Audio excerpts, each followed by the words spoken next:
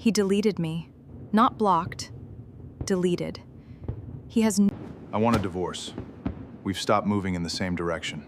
You have no idea what you're throwing away right now. Disappear quietly. No one needs to know. I'm your son's wife. These are your grandchildren. That does. On New Year's Eve, her husband deleted her number, handed her divorce papers, and had no idea she was carrying his twins. The first call she got in the new year was from the president's office. Stay with me, because what happens next he never saw coming. The fireworks were already starting somewhere across the river. Vivienne could hear them through the glass, distant, celebratory, belonging to someone else's night.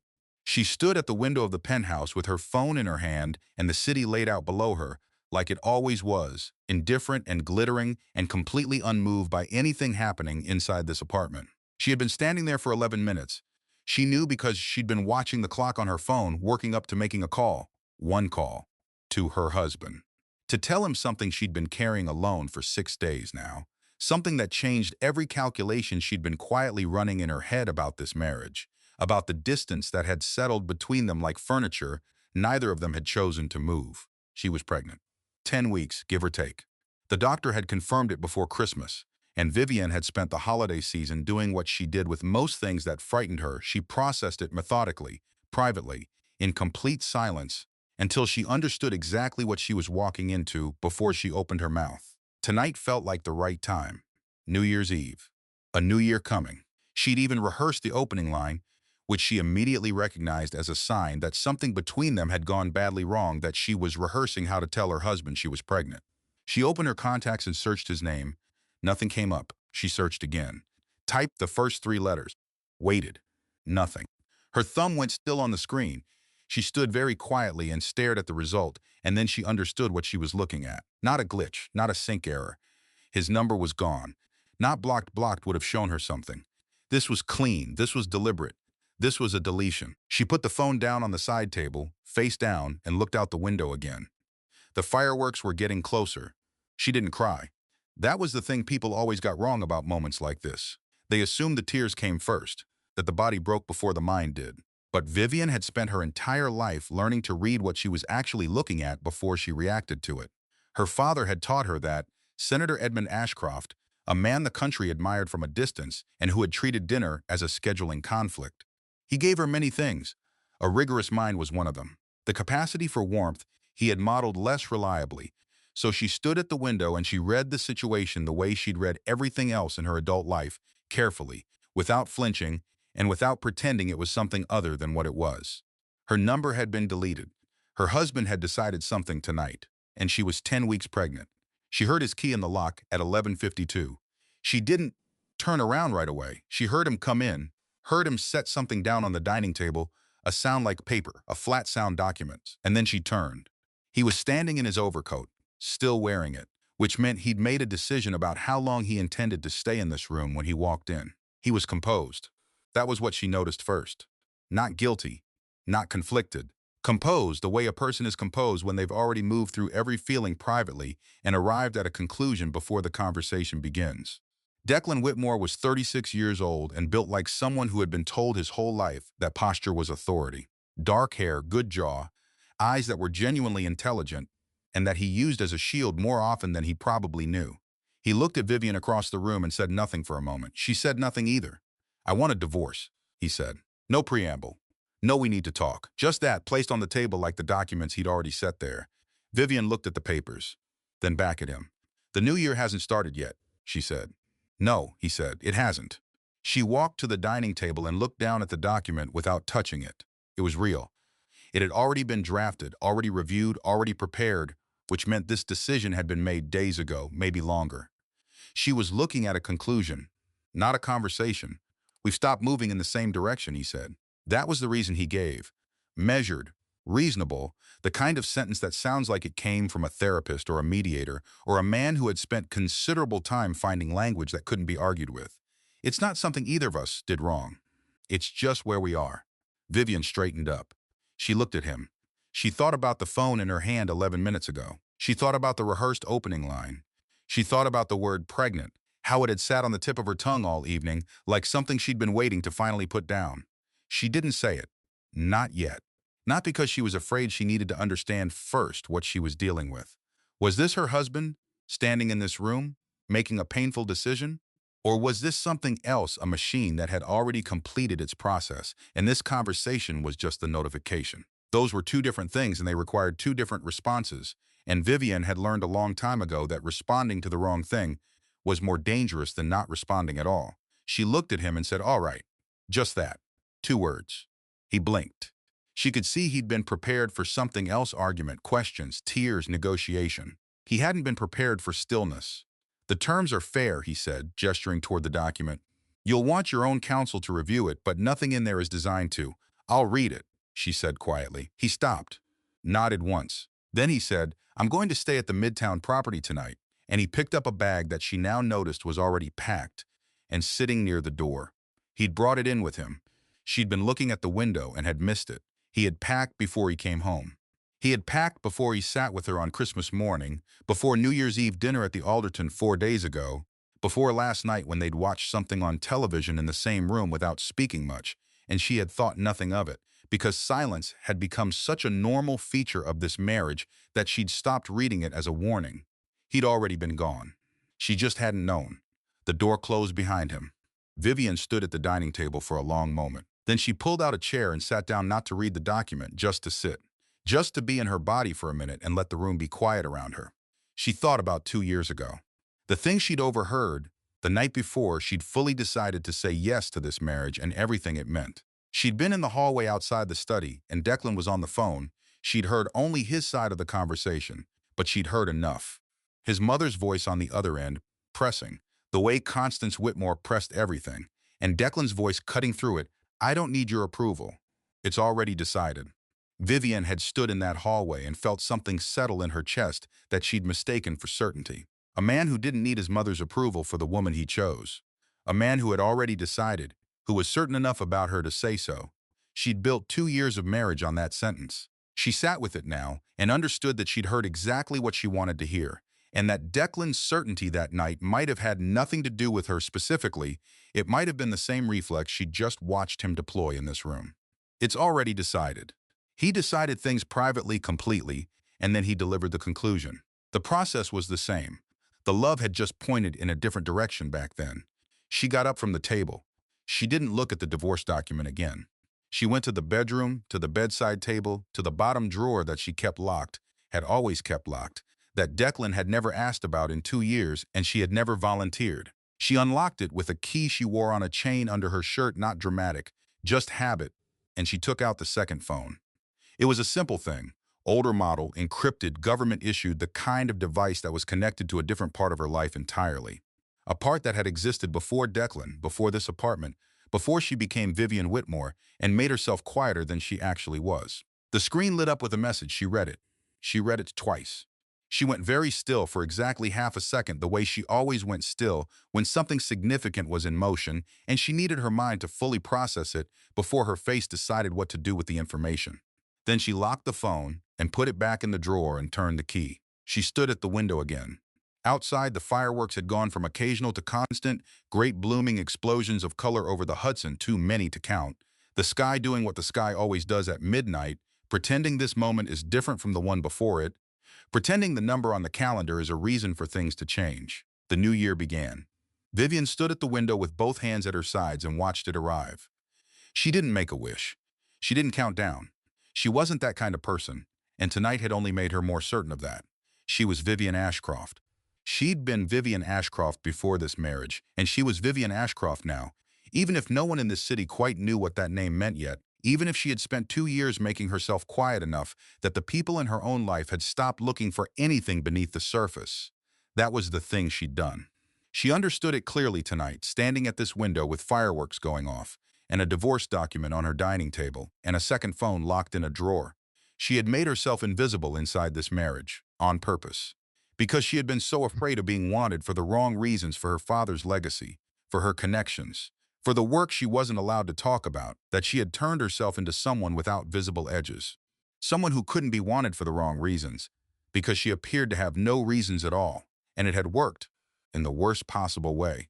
She had taught everyone around her, slowly, without meaning to, that she was someone who didn't need to be looked at more carefully, that there was nothing underneath the quiet, that the surface was the whole picture. She'd done it to protect the love, and the love had deleted her number. She stayed at the window until the fireworks thinned out, and the city settled back into its ordinary hum. The way it always did after midnight, the collective mood dropping from celebration to the slightly dazed acknowledgement that nothing had actually changed. She stayed until she was certain she knew what she was going to do next, and how she was going to do it, and what order the pieces needed to go in.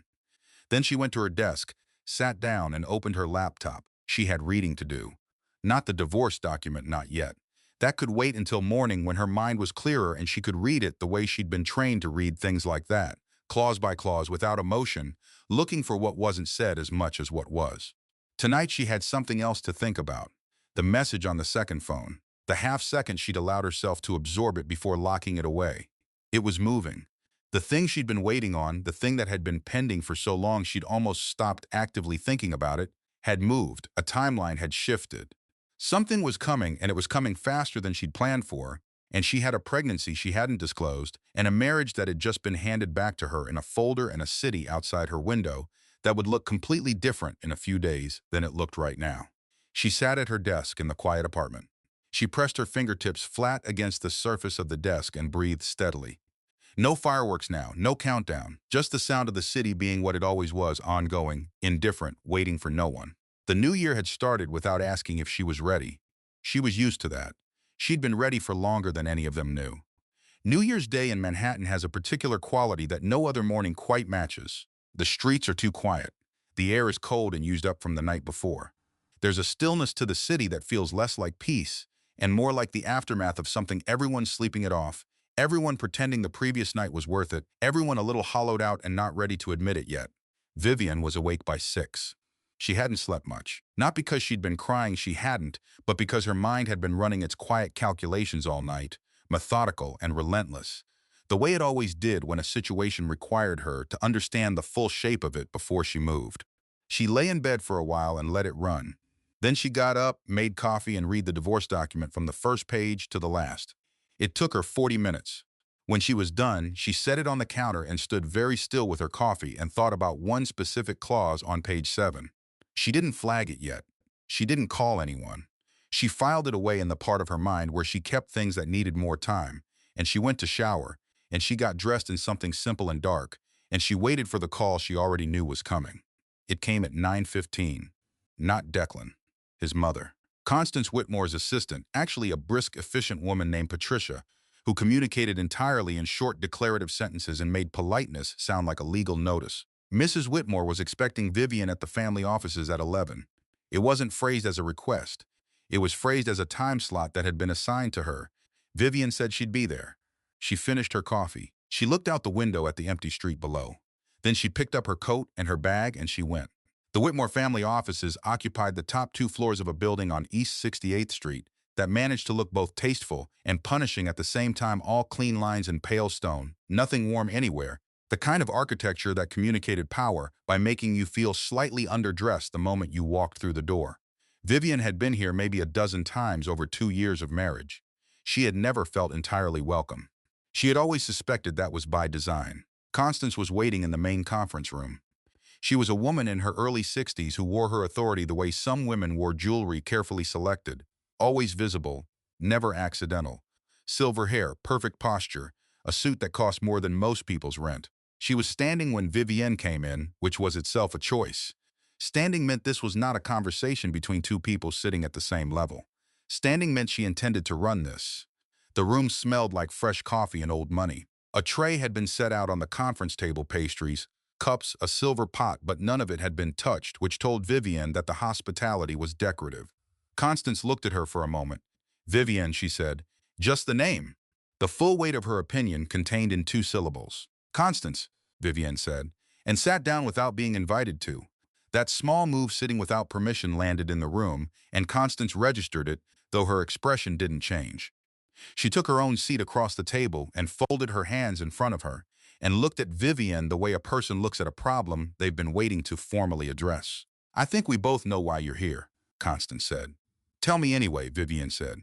Constance allowed a small pause, the kind that was meant to communicate that she found Vivienne's tone mildly tedious.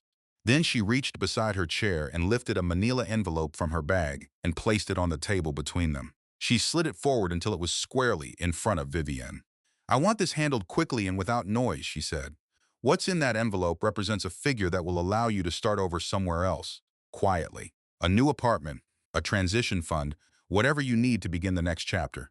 It's generous. It was meant to be." She said it the way someone says something they've rehearsed enough times that the edges have gone smooth. No cruelty in the delivery. No particular warmth either. Just a transaction, presented in the language of reasonableness. Vivienne looked at the envelope. She didn't touch it. She sat for a moment and let the offer exist in the room between them.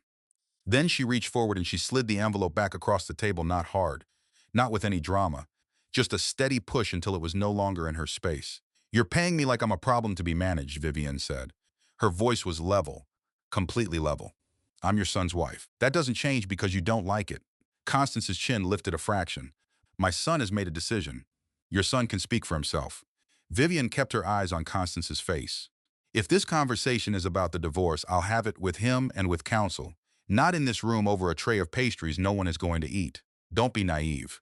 Constance's voice dropped slightly, not softer, just more private, the register she used when she wanted something to feel like a confidence rather than a threat.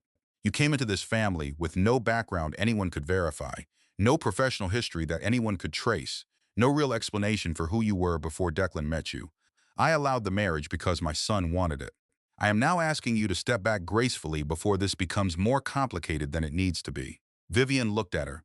"No background anyone could verify," she repeated, quietly, turning the phrase over, examining it. "That's correct. You had me investigated." Constance didn't flinch. She said, "Due diligence. Standard practice before anyone joins this family, regardless of who they are or what my son's feelings might be." She said it with complete composure, the confidence of someone who had found exactly what they expected and was now able to reference it as evidence of their own thoroughness. A person who came back from a background check with nothing suspicious doesn't usually lead with the background check. But Constance led with it, and she led with it calmly, which meant she believed her findings proved her point. Vivienne let a beat go by. Then she asked, "What did you find?" Just that. 4 words, spoken without any particular emphasis. The way you ask something when you already know the answer matters less than watching someone arrive at it. Constance went quiet. Not long, a second, maybe 2, but in a room this quiet, a second was enough. Her composure held, her expression didn't crack. But the silence itself was the answer, and they both knew it. She had found nothing. Whatever investigators she'd hired, whatever resources she'd deployed, whatever databases she'd had combed through, she had come back with a wall she couldn't see over and a file she couldn't open. And that was the most frightening result she could have gotten. Not dirt, not scandal, nothing. Nothing meant there was a door she couldn't find the handle for. Nothing meant she didn't know what she was dealing with. And Constance Whitmore had spent 20 years rebuilding her life, her standing, her influence, her sense of safety on the foundation of knowing things about people. That was her actual currency. Not money, not the Whitmore name, not even the social relationships she'd cultivated for decades. It was the knowledge, the ability to read anyone who entered her orbit and understand exactly what they wanted and what they feared. Vivienne had been in her orbit for 2 years, and she still couldn't read her. "I think we're done here," Vivienne said. She picked up her bag. She stood. "When I'm ready to discuss the divorce terms, I'll contact the appropriate people through the appropriate channels. This isn't one of them." She walked toward the door. She didn't rush. There was no point in rushing. The room was already hers. She'd understood that the moment the envelope came back across the table. She was almost at the door when Constance said, "You are making this harder than it needs to be." Vivienne stopped, turned back just slightly, enough to be heard clearly. "I don't think I am," she said. "I think this was always going to be exactly this hard. You just assumed I'd make it easier for you." She left. In the hallway outside the conference room, there was a long corridor of glass panels that looked out over an interior atrium, all pale stone and clean light, very quiet, very cold. Vivienne walked it and didn't look to either side. She was halfway down when she noticed, through the glass, a figure standing near the far end of the corridor, standing and watching. Declan. He was in the atrium below, slightly to the left, close enough to the conference room that he would have been able to see through the glass if he'd been positioned right. He was looking up, at her. He had his hands in his coat pockets, and his face was very still. And he didn't move. He'd been there. He'd watched through the glass. He'd seen the envelope come out. He'd seen Vivienne push it back. He didn't come in. She held his gaze for one moment from behind the glass panel, and then she kept walking. She didn't slow down. She didn't gesture. She didn't give him anything to read. That was his choice, she thought. Standing in the hallway watching instead of walking through the door, he could have come in. He could have stood next to her in that room and made it clear that whatever happened in his marriage was between him and his wife and not something his mother ran with a manila envelope. He had decided not to. That choice would follow him. She took the elevator down and walked out into the cold. Outside, the street was still quiet in the particular New Year's Day way, sparse with people, the air sharp. She stood on the sidewalk for a moment and let the cold hit her face. Then she took a cab back to the apartment. She had one more thing today. At 2:30, there was a knock at the apartment door. She opened it and found a young man standing in the hallway, late 20s, unremarkable suit, carrying a slim folder. He had the carefully neutral expression of someone who spent a lot of time in situations that weren't his to have opinions about. "Mrs. Ashcroft," he said. Her birth name. "Not Whitmore." "Yes," she said. "I'm confirming your current address for official correspondence purposes," he said, and held out a form, a single sheet, standard issue, the kind of administrative paperwork that looks completely meaningless, unless you know which office issued it. If you could sign and date at the bottom. She took the form, she read it in full, which took about 45 seconds, which he waited for without impatience. Then she signed and handed it back. "Thank you," he said. He tucked it into the folder. She looked at him. She asked quietly, "How much longer?" He didn't pretend not to understand the question. He said, "Sooner than you think." She nodded once. He nodded once. He left. She closed the door. Then she leaned against it, not dramatically, just to have something solid at her back for a moment. She closed her eyes and let out a breath, slow and measured, the kind of exhale that carries a specific weight with it. Not relief exactly. More like permission. The particular feeling of having carried something heavy for a long time and being told without ceremony that the carrying was almost done. Sooner than you think. She stood there for a little while in the quiet of the apartment. She thought about Constance's face during that 2-second silence. She thought about what it means to build your entire sense of security on knowing things, and what it costs you when you run into the one thing you can't know. Constance had filed that background check and gotten a wall and spent 2 years treating Vivienne as a problem, partly because she couldn't classify her. And when you can't classify a person, you default to the worst explanation. That was fear. Dressed up in a pantsuit and a manila envelope, but fear nonetheless. Vivienne didn't feel satisfaction about it. She didn't feel contempt. She felt something closer to recognition. She understood the mechanics of it too well to dismiss them. She had her own fears. She had spent 2 years performing her own version of self-protective behavior, just quieter, just turned inward instead of out. She had made herself small to prove she was lovable for the right reasons. Constance had made herself large to prove she was safe. Neither of them had actually felt safe. She pushed off from the door and went to the kitchen. She filled a glass with water and stood at the counter and drank it slowly. She hadn't eaten much today. She should eat.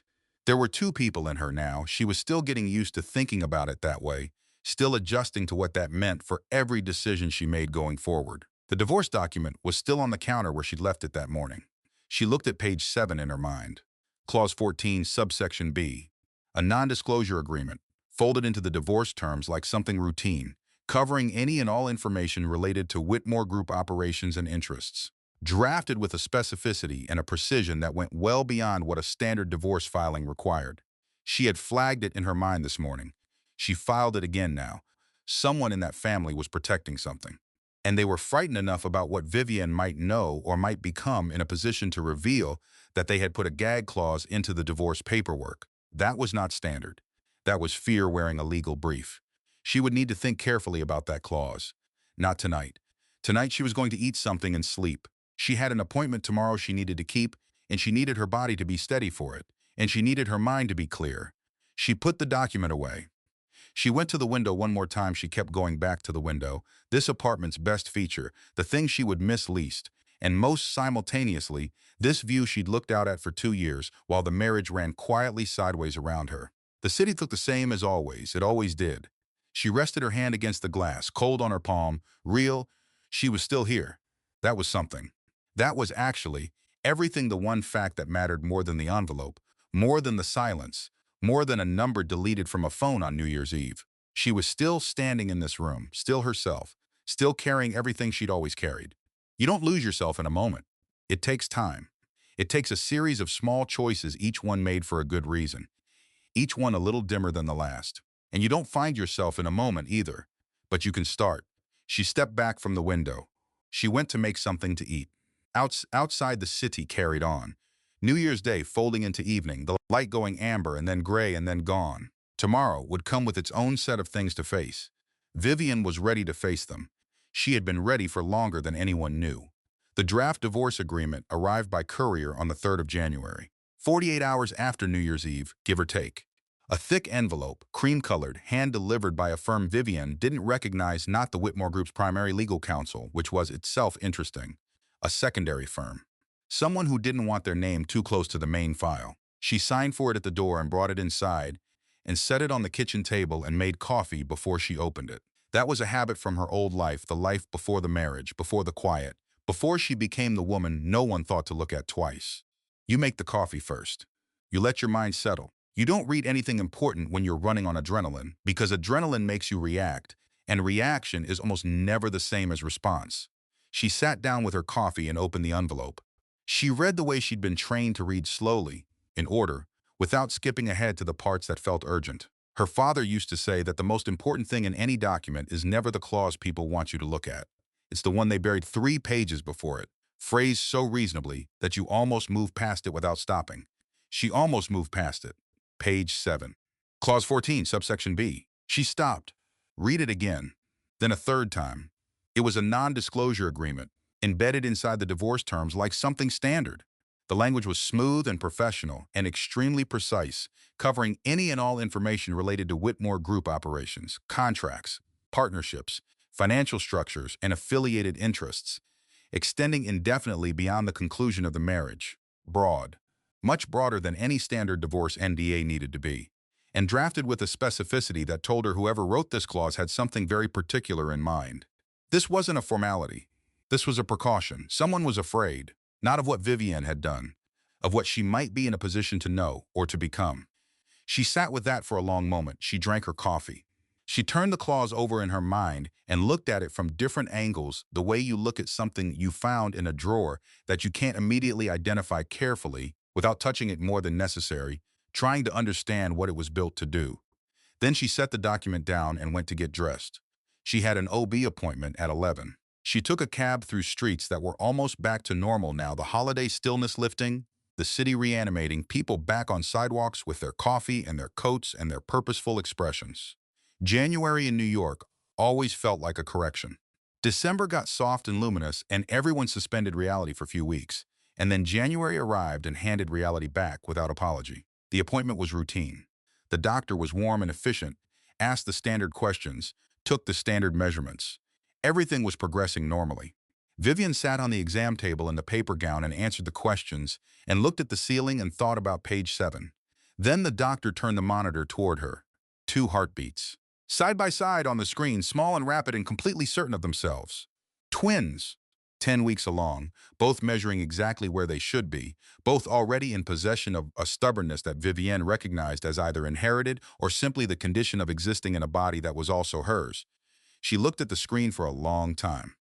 The doctor was saying something about next steps, scheduling, adjusting her care plan for a multiple pregnancy, and Vivienne heard it and retained it and said the right things in response. She was good at functioning in parallel like that. Always had been.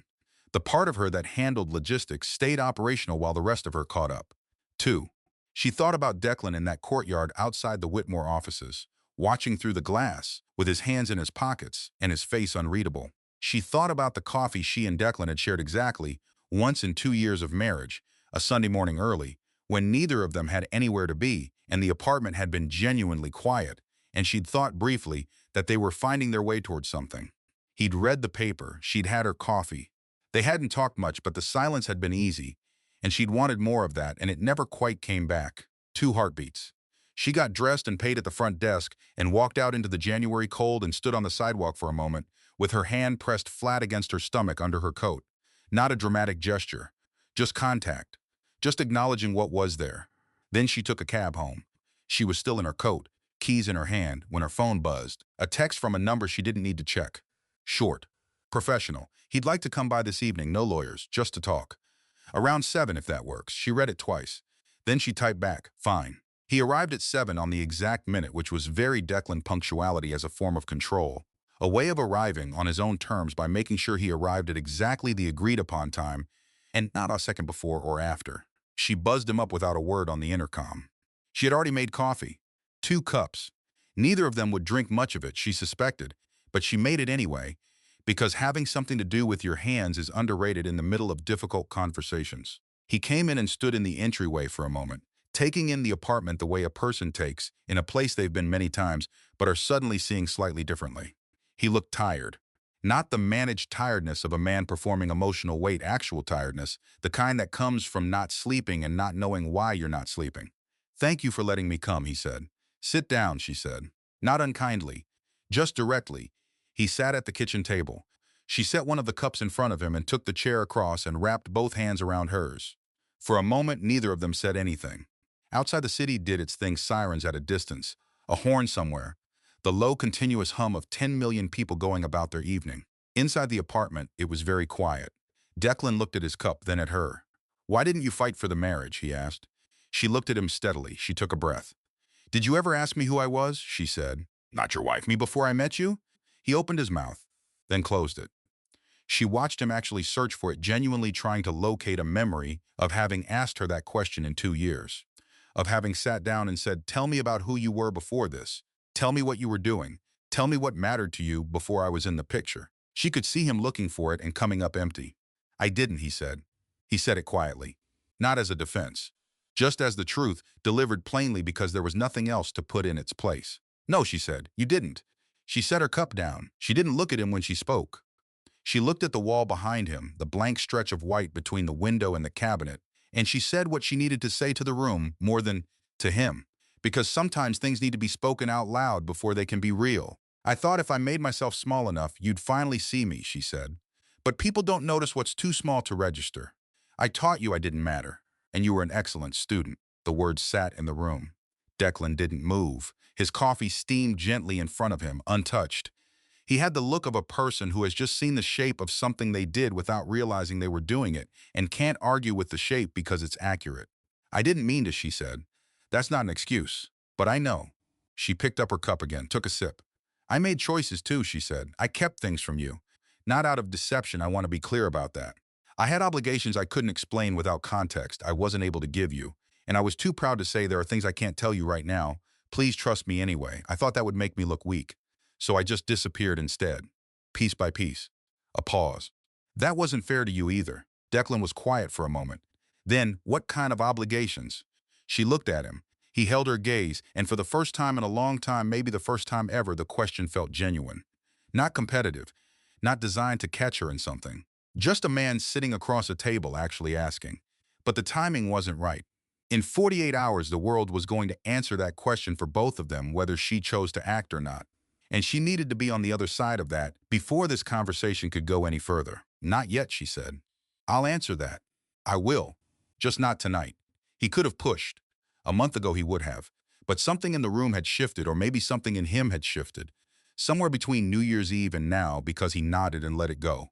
They sat with their coffee for a while after that, not talking much, but different this time than all those previous silences in this apartment. Less parallel. More like two people in the same room who were finally aware of each other. He left at 9. At the door he paused, one hand on the frame, and looked back at her. He looked like he was going to say something. Then he didn't. He just nodded once, and she nodded back, and he left.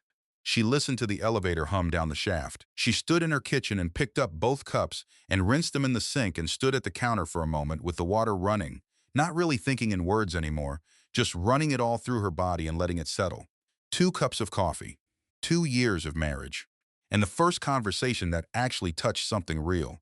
She dried her hands.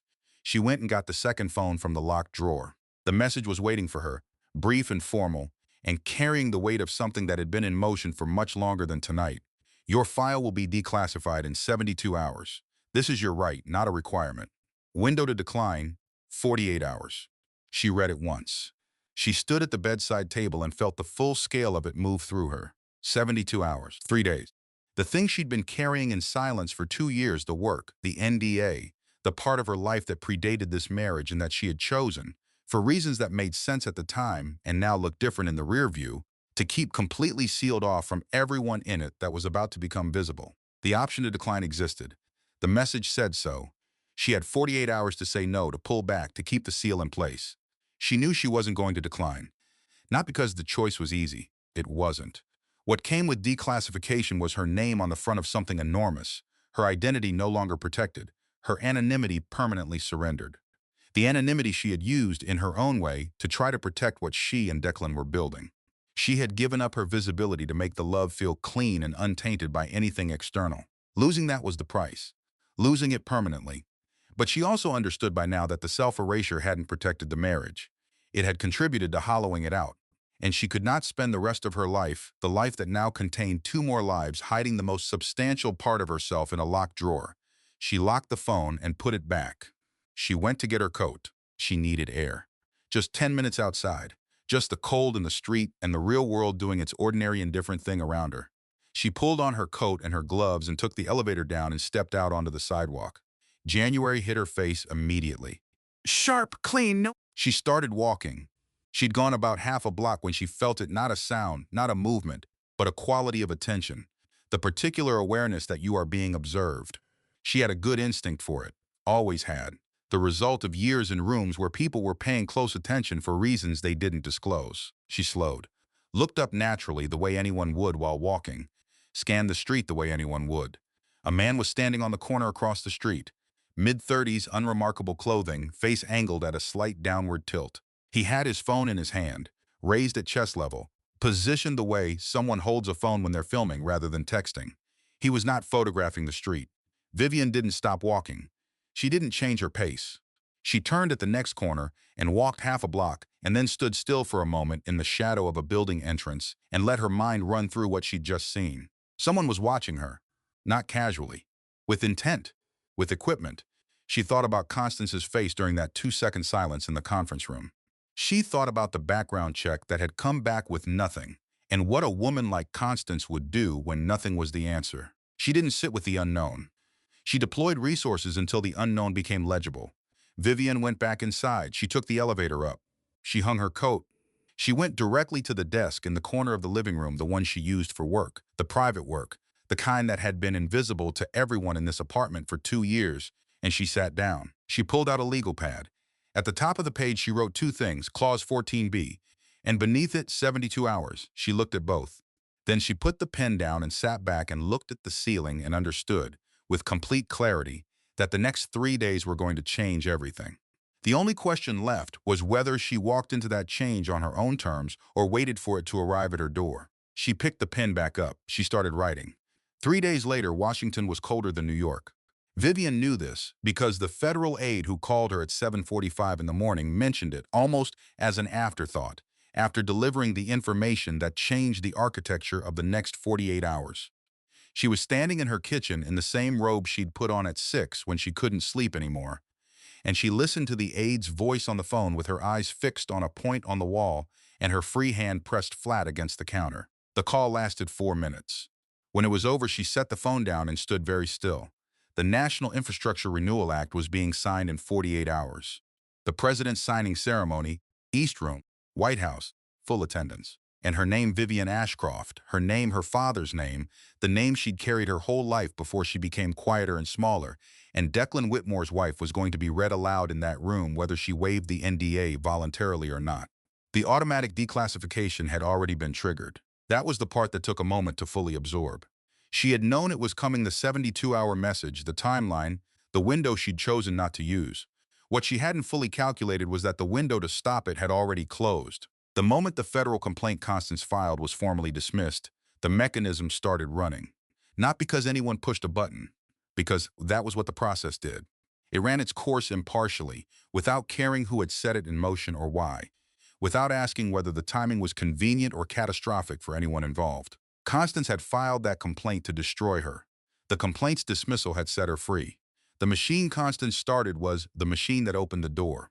Vivienne stood in her kitchen and looked out the window at the January sky, which was doing nothing dramatic, just being gray and cold and entirely indifferent to the fact that her life had just pivoted. She thought about her father.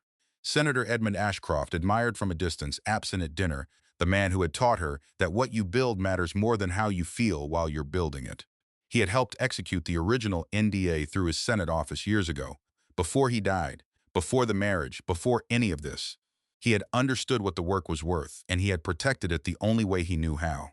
He would have found a federal declassification notice deeply satisfying, she thought. She almost smiled. Then she went to get dressed, because she had things to do, and standing in a robe wasn't going to help her do them. Across town, the Whitmore family's annual New Year's charity brunch was already underway. It was a fixture had been for 15 years, held in the main reception hall of the family's East Side property, populated by the specific category of Manhattan society that treats charitable giving as a social appointment. Board members, philanthropists, city officials, a handful of media people Constance had cultivated over decades.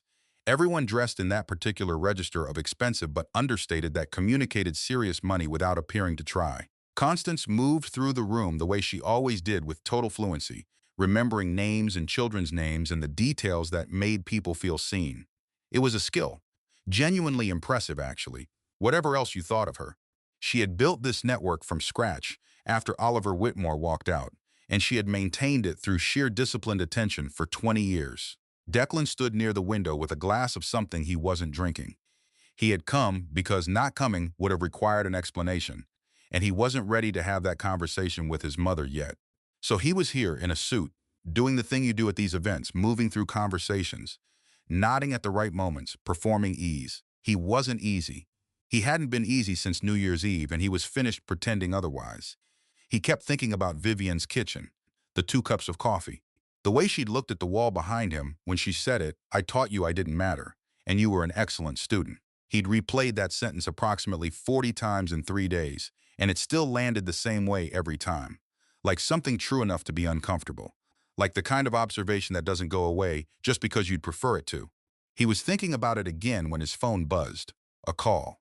Number he didn't recognize, Washington area code. He stepped toward the edge of the room and answered. "Good morning." A professional voice, efficient, the vowels of someone who worked in government and had made approximately 10,000 calls like this one. "I'm trying to reach Mrs. Vivienne Ashcroft. I was given this as a secondary contact." Declan went very still. "This is her husband," he said, and then stopped because the word felt strange in his mouth given the circumstances. "Declan Whitmore. Can I ask what this is regarding?" A brief pause on the other end. The kind of pause that isn't uncertainty, it's recalibration. "We're confirming attendance details ahead of tomorrow's signing," the voice said carefully. "If you're able to pass along a message, please let Mrs. Ashcroft know that a car will be arranged for her arrival at the East Wing entrance. All further correspondence will go to her directly." "Tomorrow's signing," Declan repeated. "Yes, sir. The National Infrastructure Renewal Act. The President's office is looking forward to recognizing her contribution." The line went quiet. Declan stood at the edge of the room full of people his mother had spent 20 years managing and looked at nothing in particular and did not say anything for what felt like a long time but was probably 5 seconds. "I'll pass that along," he said. He hung up. He stood there holding the phone. Around him the brunch carried on conversation, the clink of cups, someone laughing at something near the far wall.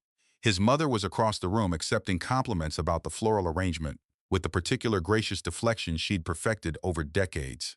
The President's office, recognizing Vivienne's contribution. Mrs. Ashcroft, not Whitmore. Ashcroft. The name she'd been the whole time. The name that had a federal file behind it he apparently couldn't have found on his best day with a team of lawyers trying. He put his phone in his pocket. He crossed the room. His mother saw him coming and adjusted her expression with the small unconscious precision of someone who has been reading rooms for a very long time. She finished her current sentence to the woman she'd been speaking with, touched the woman's arm in the warm dismissal she'd perfected, and turned to face her son. "You look like something happened," she said. "I just got a call from the White House," he said, looking for Vivienne. "Not a flicker." Her expression held. "I don't know what don't," he said, quietly. "No heat in it. Just flat." "I'm not doing that right now." She looked at him. Around them, no one was paying attention. The room was noisy enough, the conversation dense enough, that this exchange was invisible to everyone else, which was probably the only reason she let her guard down a fraction. "Whatever Vivienne has managed to construct," she began. "What did you file?" he said. Constance went still. "Declan, the federal complaint," he said. "The investigator. I want to hear it from you." She held his gaze for a moment. He could see her running through her options: deflect, qualify, reframe it as something reasonable. She chose the version that was true because she was intelligent enough to know that lying to him right now had a higher cost than admission.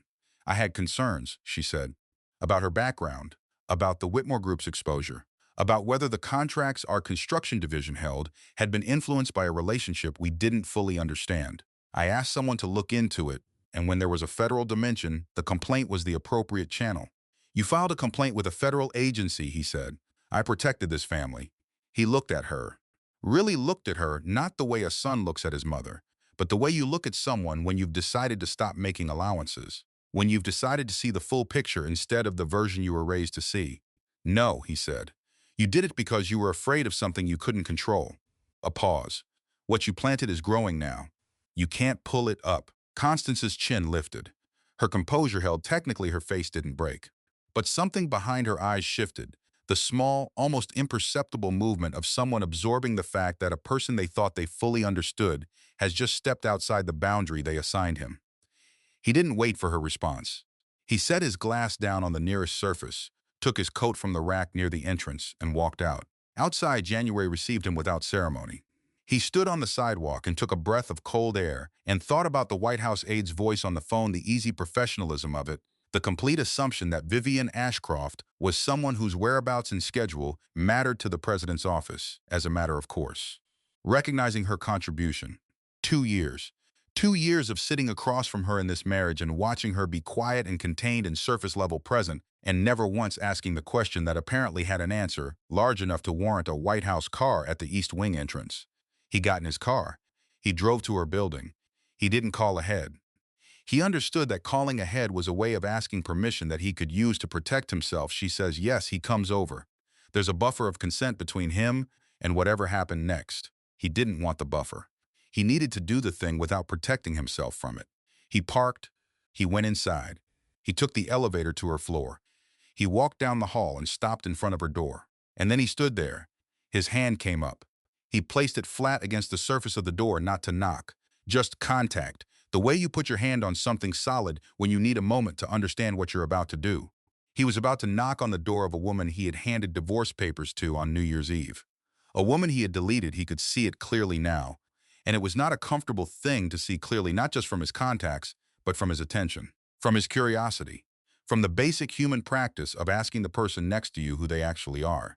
He had no right to knock on this door. That was the thing standing there cost him. Not the physical act of raising his hand, the recognition that the automatic right he'd always had to walk into her space, to come home, to be received, was gone. He had given it up. He had given it up on New Year's Eve when he packed a bag before he came home. And he had given it up over 2 years of marriage by never once asking a question that started with "Who are you?" instead of "What do we need?" He did not knock. He stood with his palm against the door. On the other side of that door, Vivienne heard his footsteps stop. She was at her desk, the legal pad in front of her, the second phone on the surface beside it.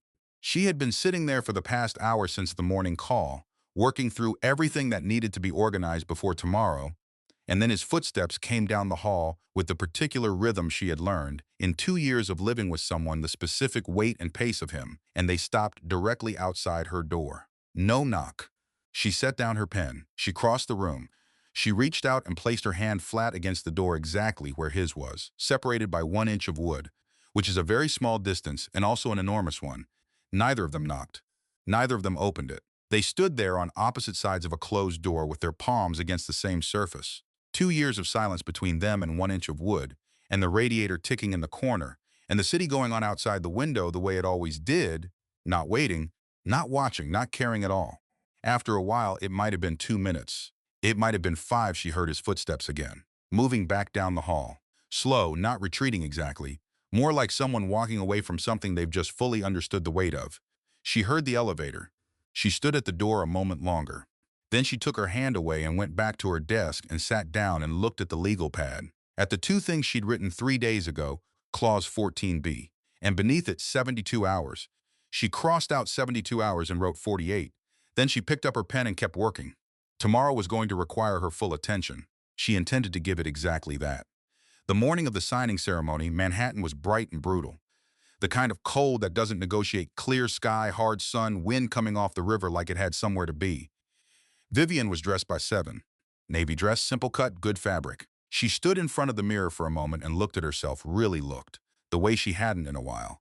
Her stomach was just beginning to show, the smallest possible rounding, invisible under the dress to anyone who didn't know. She knew. That was enough for now. She had one stop to make before Washington. The official correspondence from the president's office, the formal recognition letter, the declassification summary, the documentation confirming that the federal complaint filed against her had been dismissed as entirely without basis had been delivered 2 days ago. Not to her apartment. To the Whitmore Group's senior legal counsel, a man named Gerald Fitch, who had been with the family for 22 years, and who had, by all accounts, read the letter aloud to the room before he fully understood what he was reading. Vivienne hadn't planned that. It had happened because of a forwarding instruction on file from 18 months ago, back when she and Declan were still functioning as something resembling a unit, back when she had listed the Whitmore Group's legal office as a secondary correspondence address for official matters, in the interest of transparency with her husband's family. She had never used it. She had forgotten it was there. The federal process had not forgotten.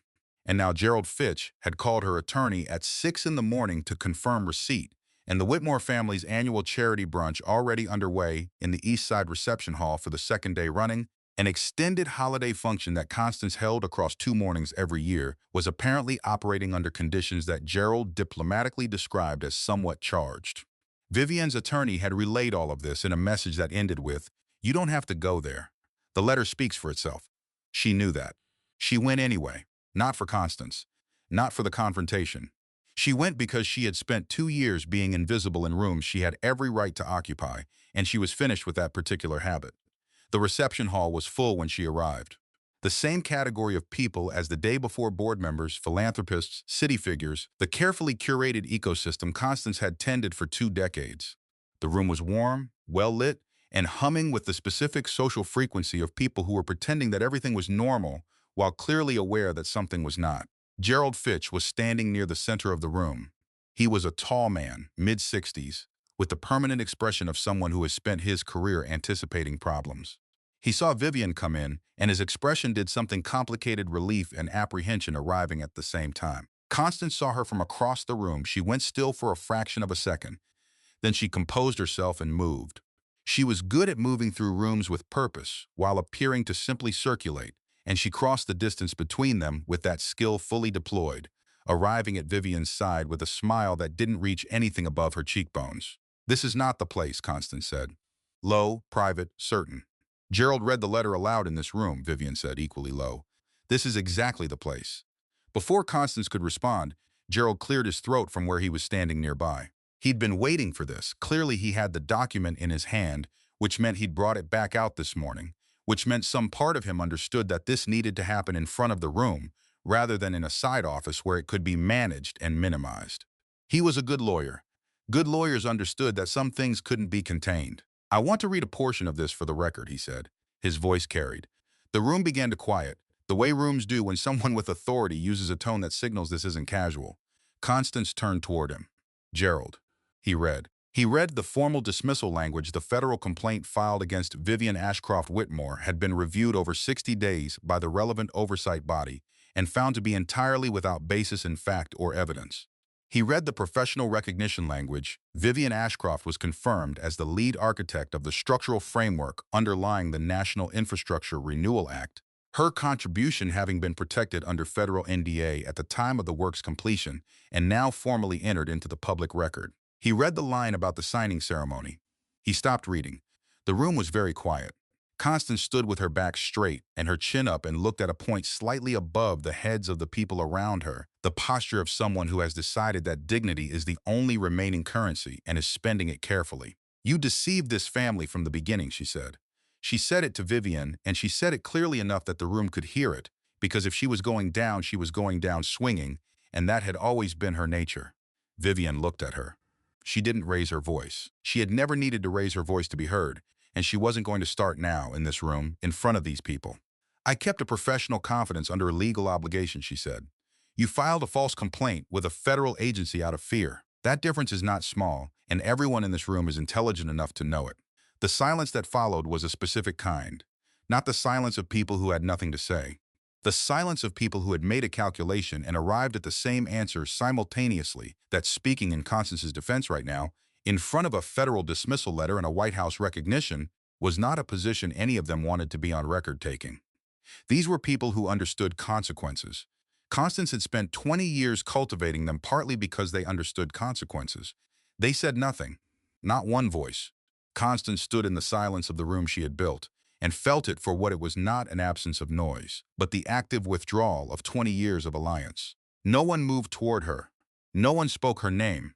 The people she had believed were her foundation were doing what people do. When the foundation shifts, they were finding their footing on whatever was solid, and right now solid was not standing next to Constance Whitmore. Vivienne didn't watch her face. She had no interest in the defeat. She hadn't come here for that, and she didn't want to carry the image of it with her. She looked at Gerald. "Thank you," she said. Then she left. The car to Washington was waiting. Declan spent the morning in a law office on Park Avenue.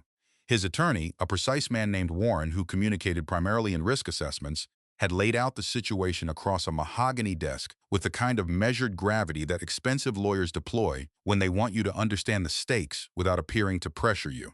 The non-disclosure clause in the divorce filing clause 14, subsection B, was the last piece of leverage the Whitmore Group's position held in relation to Vivienne's declassification.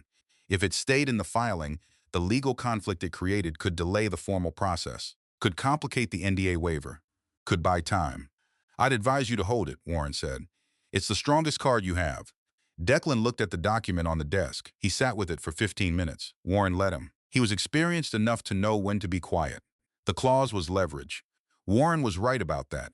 It was the one thing that could slow this down, complicate Vivienne's path, give the Whitmore Group a position to negotiate from. A month ago, maybe even a week ago, he might have let Warren's advice carry the decision. Let the legal machinery run, protect the family's interests, keep the options open. He thought about a 14-year-old boy whose father had left without a fight. Oliver Whitmore, who had found a different life more convenient and pursued it cleanly, who had taught his son by example that leaving was something you did before anyone could do it to you, and that the mechanism of leaving, whatever form it took, was just self-protection wearing respectable clothes. He thought about New Year's Eve, the packed bag inside the door, the document on the table that he'd prepared before he came home, before the conversation, before she'd had any chance to be anything other than someone he'd already decided to leave. He picked up the pen. He signed the withdrawal. No conditions attached. No call to Constance first, no negotiation, no strategic carve-outs. He signed it clean and slid it across the desk. Warren looked at it, then him. "Can I ask why?" "Because it's the right thing to do," Declan said. "I should have learned that earlier." Warren picked up the document. He didn't offer an opinion. That wasn't what he was paid for. Declan picked up his coat and left. He drove to the airport. He had not been invited to Washington. He went anyway. The East Room of the White House is a particular kind of space.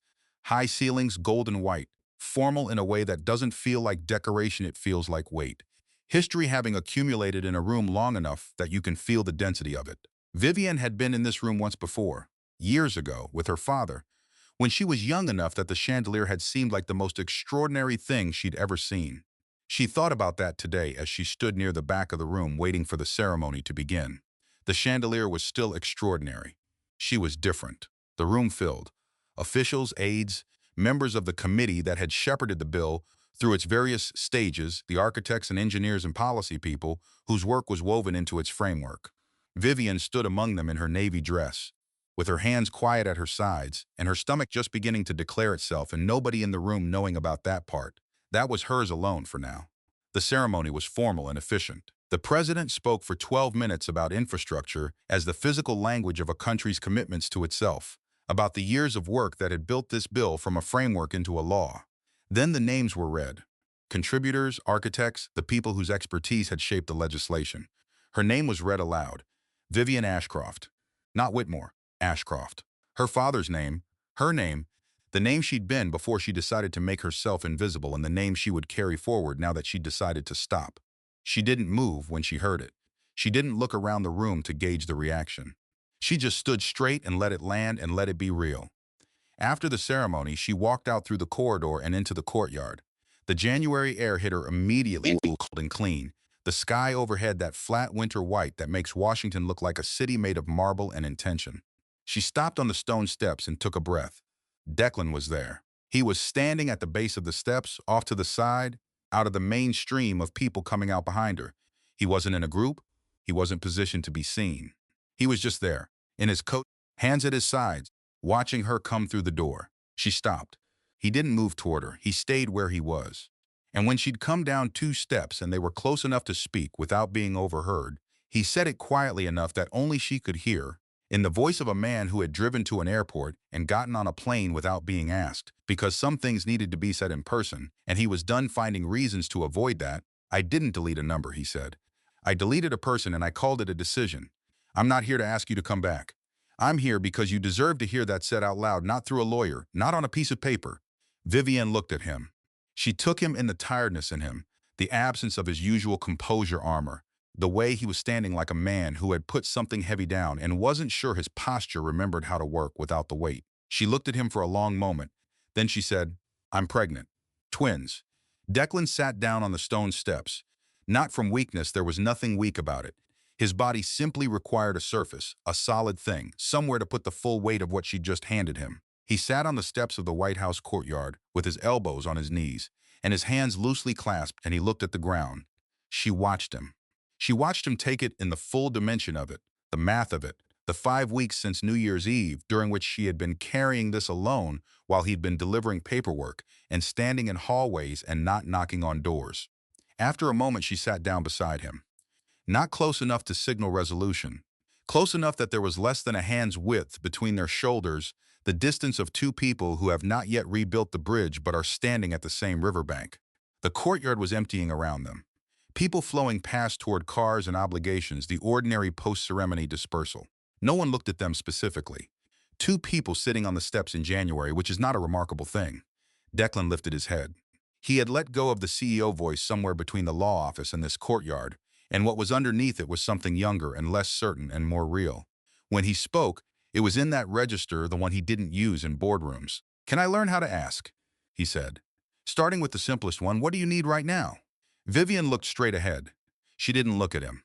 She looked out across the courtyard at the bare winter trees and the pale sky and the city beyond the gates doing what cities do, indifferent and ongoing and fully unaware that anything significant was happening on these steps. She answered honestly. For the first time in this story fully, without calculation, without managing the information, she just said the true thing. "I need someone who doesn't delete me when things get hard." He nodded. He didn't make a promise. He didn't pull out a speech he'd prepared on the plane, or a plan for how this was going to work, or a list of changes he intended to make. He just nodded the nod of someone who has heard something accurately and is choosing to stay inside the weight of it rather than rush to resolve it. He stayed. He didn't stand. He didn't leave. The sun moved. Washington in January burns out fast, the light dropping behind the Capitol dome in the mid-afternoon, the temperature taking the immediate opportunity to fall further, the sky going from pale white to gray to something close to gold at the edges. They sat on the steps as it happened, shoulders almost touching. 2 cups of coffee in a kitchen in Manhattan, and 2 years of questions neither of them had thought to ask, and 2 heartbeats on a monitor screen, and 1 stone courtyard on a cold January afternoon, all of it compressed into this, the 2 of them on these steps with nothing hidden between them for the first time. No locked drawers, no packed bags, no envelope slid across a conference table, no deleted number. Just this. A foundation is not a house. It doesn't have rooms or warmth or history yet. It's just a solid thing underneath the part that has to be real before anything else can stand on it. They were on the foundation. That was enough. That was actually everything. This is a work of fiction created purely for entertainment purposes. All characters and situations are entirely imaginary and bear no resemblance to any real person or event.